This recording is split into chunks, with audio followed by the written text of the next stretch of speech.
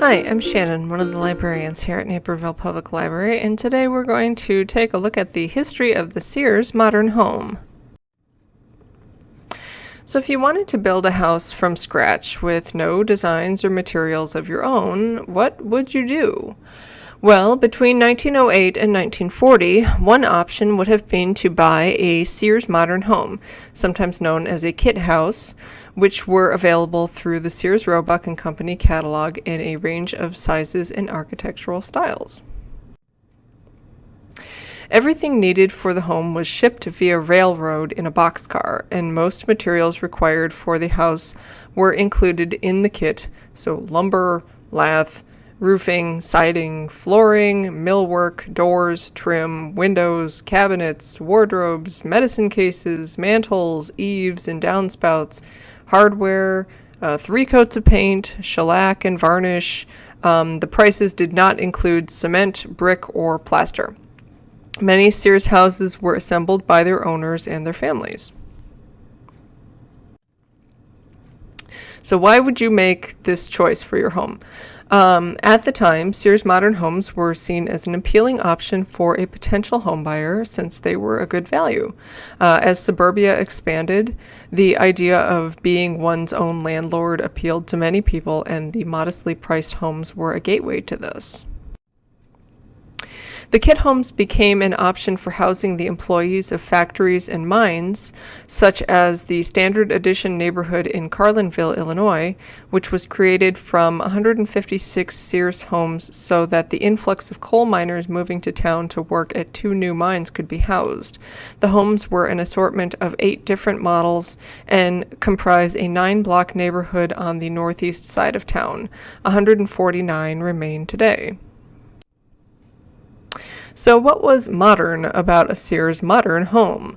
Well, they included the latest technology, including indoor plumbing, central heat, and electricity. Other materials included asphalt shingles and plasterboard, a material similar to today's drywall. The modern homes were also a way for Sears to liquidate their unprofitable construction materials department. Prior to 1916, the buyer had to do the cutting of the Sears-supplied lumber.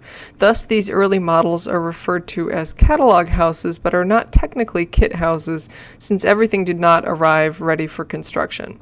After 1916, the lumber was cut and ready to go, which, according to Sears, drastically cut down on the amount of time needed to construct a kit house, as much as 40%. The balloon-style framing meant that a team of carpenters was not needed to build the kit. Sears estimated that the average man could construct a modern home in 90 days with good weather. So let's look at some of the models. In the early years, models were numbered, such as the one here, model home number 115 from the 1908 Sears Roebuck catalog. And Sears emphasized their quality with slogans such as "Good materials make good houses." In later years, the models were given distinctive names, including the Rembrandt, the Kismet, the Americus, the Fairy, the Clyde, and the Betsy Ross. The most popular models, including the Elsmore, Alhambra, Avondale, and Hathaway, appeared in the catalog for multiple years. Some models only appeared for 1 year. Constructed examples have yet to be found of some of these less popular models, so it is possible that a kit was never sold and or constructed, or they have just all been demolished at this point. The Magnolia was the largest and costliest model at $5,140 in 1919. Sears hoped that home buyers would be lured in by the breathless prose. From the days of George Washington to the present time, the colonial type of residence has always been popular. It has housed the greatest figures in American history, science, and literature. Okay. This 10-room house has a sun parlor, 2 upstairs baths, and dressing rooms off of 2 of the 4 bedrooms. 7 Magnolias are known to remain. The various models of Sears Modern Homes featured a variety of amenities. Some models, such as the 4-bedroom Ivanhoe, included a servant's room. There were also features such as a solarium or sun porch on the Alhambra, the sleeping porch on the Sunbeam. Remember that these were built before homes had air conditioning, so sleeping outside could be cooler on a hot summer night, and terraces or verandas. Most Sears Modern Homes were single-family houses, but a few models were duplexes or even larger multifamily buildings, such as the Atlanta, a 20-room, 4-apartment building in the 1921 Sears catalog that you can see here on the right. Modern home number 159, a 6-room house with, quote, no waste space, was described as a space that rents well, so perhaps an entrepreneurial buyer might build one to rent out and live in a different home themselves. For those wanting a vacation cottage or cabin, there were a variety of Sears kits for those as well. The Goldenrod, the Estes, the Natoma, the Rosita, and the Hunter's Cabin or Trap Shooting House were all simple, small models without a bathroom, but an outhouse could also be purchased from the Sears catalog. There were also kits for barns and garages to supplement an existing house.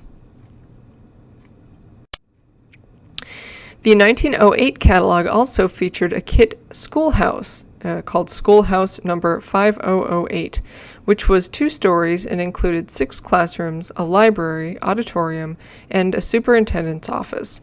It was only offered for 1 year and no examples have been found, so it is unknown if any were ever bought and built. So let's look at designing now. So how would you go about designing a Sears Modern Home of your own? Well, it began by inspecting the latest edition of the Modern Homes catalog, looking at different sized houses and their costs. 3 lines of homes were offered over time. The first was Honor Built. This was the costliest and also best quality. It used cypress siding and cedar shingles on most. The interiors featured clear grade, in other words, no knots, flooring and trim made of maple, oak, or yellow pine. Then there was the Standard Built, and it was advertised in the catalogs as best for warmer climates because they did not retain heat well.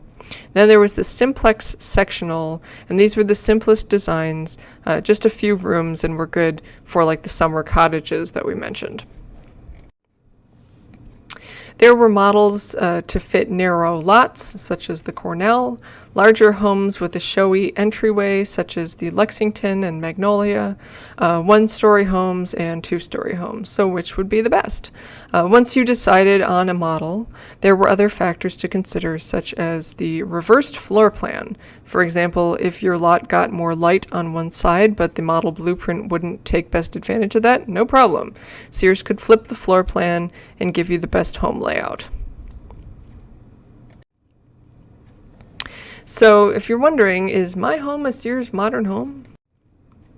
If you've bought an old house that you suspect might be a Sears Modern Home, how can you tell? You can look for stamped lumber in the basement or attic, and here's a picture here that shows that. You can look for shipping labels on lumber that will show that it came from Sears. You can check the attic or basement for paperwork or blueprints. From 1911 to 1933, Sears offered mortgages, so there may be records of that. You can check the hardware because 1930s homes often have SR cast into the bottom of the bathtub and underside of the sinks. Check for original building permits, and also look through books like the reprints of the Sears Roebuck catalog, some of which are available through the library or through LinkedIn, and you can see if you can locate your model. Just note that your home may have been renovated since it was built, so changes might have been made to it. It might not look like the original. And Illinois is home to many Sears Modern Homes, including 144 in Rockford, 149 in Carlinville, 213 in Elgin, 23 in Wood River, 67 in Downers Grove, and 117 in Aurora. If you'd like to see some of the Sears homes that are near Naperville, a PDF of the walking and driving tour of Sears catalog homes in Downers Grove is available online or at their Village Hall. A complete list of Sears homes in Aurora is available on the city's website.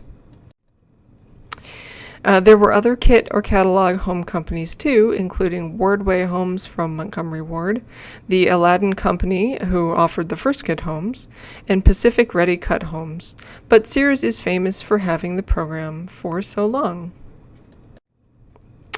And thank you for watching. Hope you've learned a little something about architectural history here. I hope we'll see you again soon at the library, and bye-bye for now.